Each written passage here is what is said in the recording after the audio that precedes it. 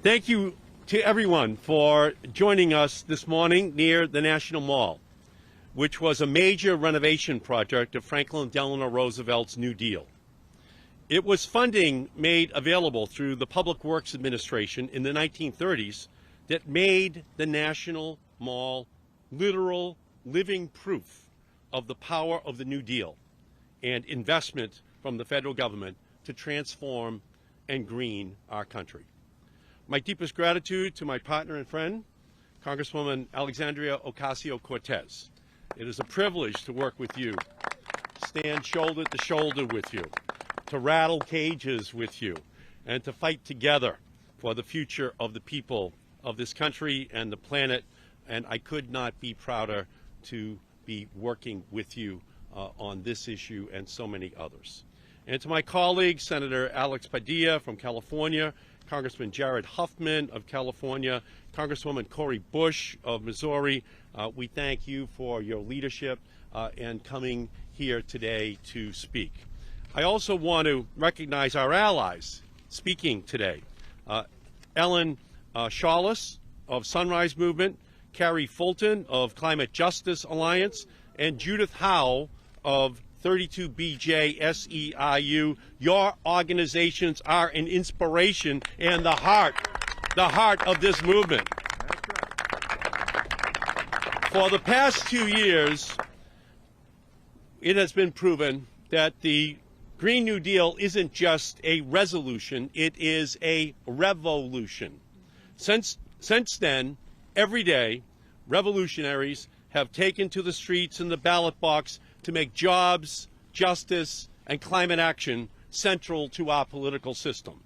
There is now a diverse, organized army of activists, leaders, and communities demanding the most ambitious action possible on climate. It is an intergenerational compact to save the planet, spearheaded by our young people who are going to face the most dire impacts of the climate crisis if we do nothing to stop it. For them, this is life and death. Because of this movement, we welcomed a new group of congressional colleagues who ran and won on the Green New Deal. Cori Bush, Jamal Bowman, Mondaire Jones. Just look at my race in Massachusetts. I ran and won on the Green New Deal.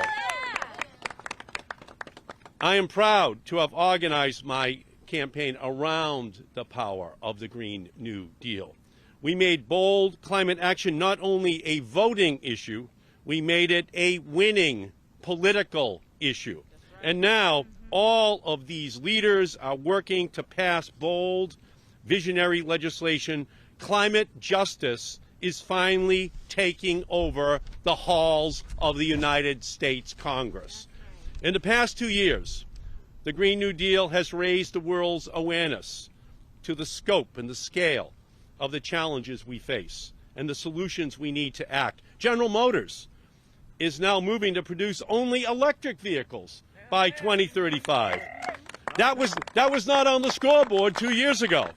The Biden administration is including climate action, environmental justice, and the care economy in its recovery plans. That's the DNA of the Green New Deal that we introduced. More than 100 cities nationwide have already committed to 100% clean, renewable energy. New York City has a Green New Deal. Maine enacted a Green New Deal. The Seattle City Council passed a Green New Deal resolution. What critics and skeptics call pie in the sky or distracting in the Green New Deal 2 years ago is now recognized as undeniably linked. Racial injustice, economic inequality, housing, education, jobs, and climate change. It is all intertwined. And that is why we are here today, because we know that there cannot be true freedom when people are imprisoned by poverty and homelessness. There cannot be real liberty when education is withheld or civil rights denied. There cannot be public health when air sickens and water poisons.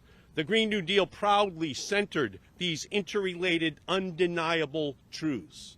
Now, there are new bills being introduced that have the Green New Deal in their DNA. Bold, ambitious, transformational, economy-wide legislation with jobs, justice, and climate at their center.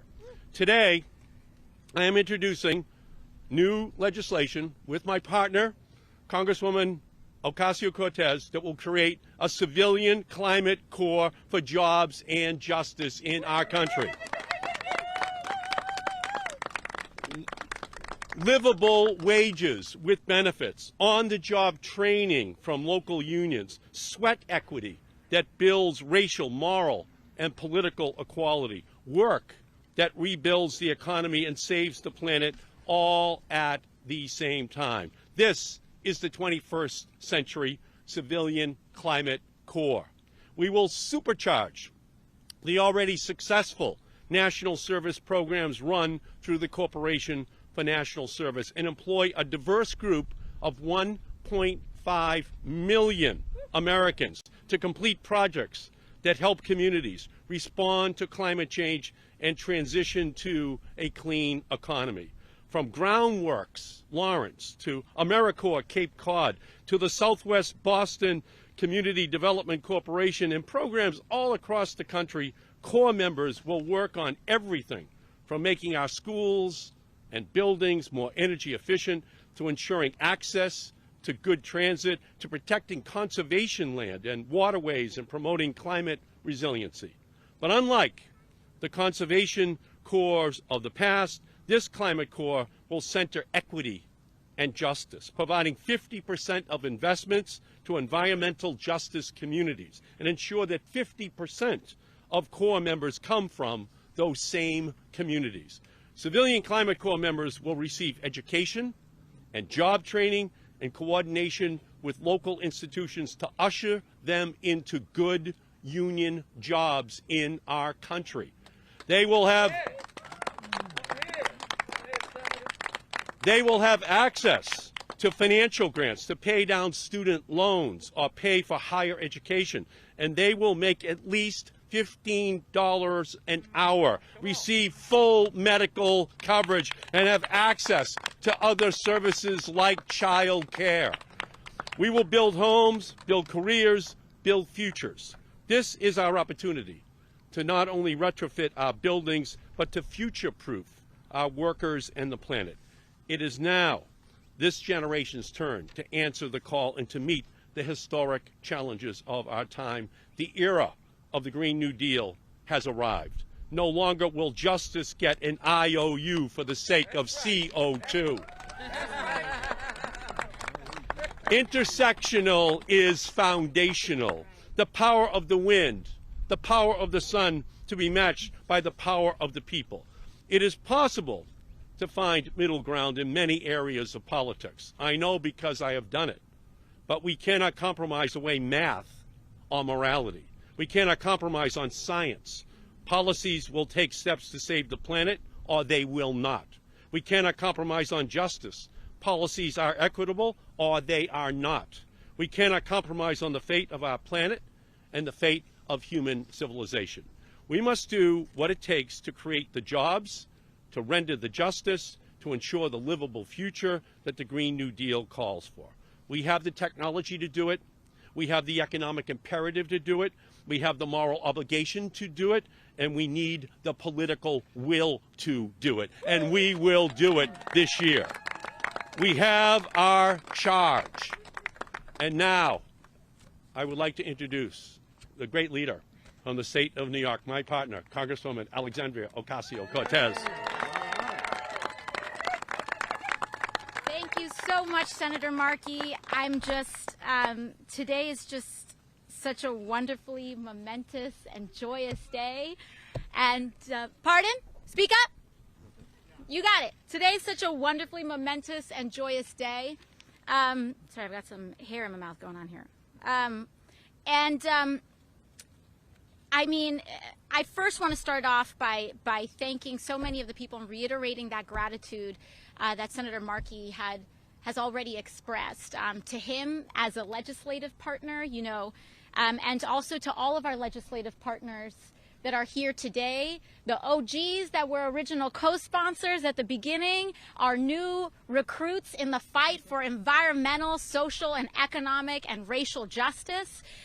This legislation and our future does not move forward without you all. And I wanted to underscore that because a lot has happened since we introduced this resolution 2 years ago. And when we introduced that resolution 2 years ago, every single member that was here and co-sponsored this legislation took a risk. And Senator Markey, first and foremost, took an enormous risk. And he did it for us. He did it for our planet. To take a risk working with a first-term congresswoman, co-sponsoring enormous legislation that is huge in scope, not because it's the convenient thing to do, but because it was the right thing to do. Because for so long, our movement towards a sustainable future has been divided with really just this false notion that we have to choose between our planet and our economy. And we decided to come together in sweeping legislation that not only rejects that notion, but creates a plan for 20 million union jobs in the United States of America, to rebuild our infrastructure, to restore public housing, to make sure that we expand our access not only to EV and EV infrastructure, but mass transit.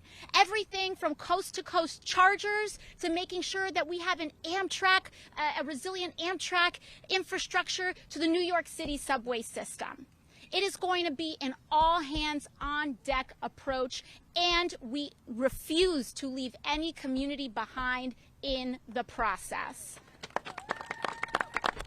Not only do we refuse to leave any community behind, but those who have been left behind come first. We refuse to allow, for example, an economy that goes from oil barons to solar barons. That's what we're not going to do. Because what we're going to do is that we're going to transition to a 100% carbon-free economy that is more unionized, more just, more dignified, and guarantees more health care and housing than we ever have before. That's our goal. That's the goal of a Green New Deal. What we're going to do is going to make sure that communities like Flint, Baltimore, the South Bronx, St. Louis, rural communities whose infrastructure was never properly built in the first place are first in line to rectify the injustices of the past, to make sure that they get everything that they need to thrive in the future. That's what a Green New Deal is all about. And so in these last 2 years, what has happened? What has occurred since the introduction of the Green New Deal? How has it been impactful? Well, a lot has happened. One is that over a dozen pieces of legislation have been introduced in the House of Representatives, most recently the Civilian Climate Corps and Representative Cori Bush's Green New Deal for Cities have recently been introduced. We also have an Agricultural Resilience Act from Chelly Pingree. We have the Green New Deal for Public Housing, the Build Green Act, the EV Freedom Act. Many pieces of legislation have been introduced adopting the Green New Deal framework of jobs and justice to decarbonize our economy. And not only have they been introduced, but elements have already passed the House. Last year, repeal of the Faircloth Amendment, which would end our decades-long ban on construction of new public housing in the United States, passed the House of Representatives. We also had an enormous amount of new and additional... Hello. Hello.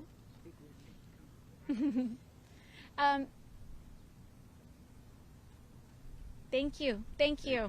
Thank you so much. Thank you for being here. We also have dozens of new and additional pieces of legislation that adopt a Green New Deal framework that ensures that we can make sure that we create millions of jobs in the United States and advance the cause of racial and social justice. The Green New Deal also, importantly, recognizes the systemic cause of climate change. Because while climate change is a planetary crisis, it is not caused by an environmental or random, it does not have a random or environmental genesis.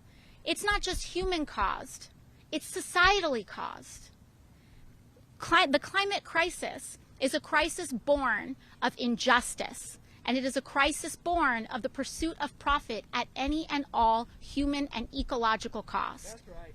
Which means that we must recognize in legislation that the trampling of indigenous rights is a cause of climate change. The trampling of racial justice is a cause of climate change, because we are allowing people and we are allowing ourselves to make sure, we are allowing folks to deny ourselves human rights and deny people the right to health care, the right to housing and education. So I'm so thrilled. Again, I'm so thankful to each of our record high level of congressional co-sponsors. We are now at 103 House co-sponsors for the Green New Deal in the U.S. House of Representatives. And we have our allies here today: Jared Huffman, Cori Bush, Juan Vargas, Kai Kahele, Jan Schakowsky, John Larson, Tom Swazi, Sarah Jacobs, Lloyd Doggett. Am I missing anybody? Oh, we got Earl Blumenauer. And we're so incredibly excited to have all of them here today. And of course, our grassroots and community activists for whom this legislation would not exist and would not have the momentum.